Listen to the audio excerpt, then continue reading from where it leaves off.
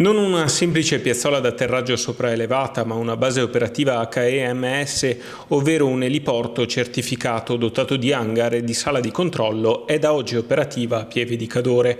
Potrà atterrarci il mitico Falco, l'elisoccorso dell'ULSS 1, ma c'è posto anche per un altro velivolo ed è doppio lo spazio interno per lo stazionamento in hangar.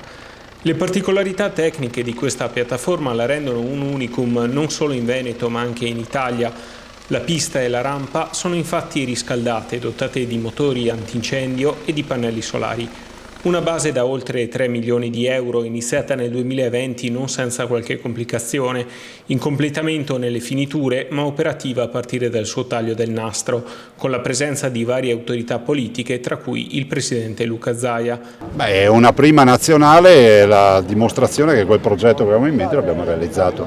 2 elicotteri contemporaneamente possono atterrare qui, possono gestire casi diversi di soccorso e poi un hangar sullo stesso piano della superficie, dell'elisuperficie, per dare ricovero a altri 2 elicotteri e quindi per le manutenzioni, unico nel suo genere. Oggi noi possiamo dire che anche con questa elisuperficie, che è unica a livello nazionale, ci proiettiamo verso quello che è il volo notturno. Ci saranno 4-5 mesi di addestramento per volare con i visori ottici di notte e dopodiché potremo atterrare a Roccapietore per magari un soccorso stradale in strada piuttosto che per un malore, o andare da altre parti anche sulle cime per il soccorso con il soccorso alpino, tutto di notte. La base è stata dedicata al dottor Angelo Costola, ovvero colui che ha portato prima di tutto nel bellunese l'operatività del servizio di elisoccorso.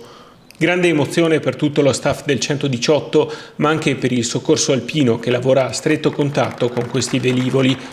63.000 le chiamate al SUEM nel 2021, 900 i voli dell'elisoccorso, ma già 726 da questo gennaio al 31 luglio.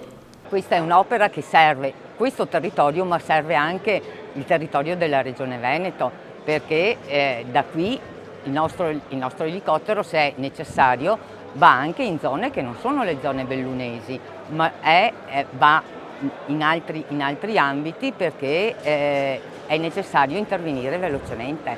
Questa base rappresenta una garanzia, una sicurezza, un modo per tranquillizzare, dare dignità a chi vive in montagna.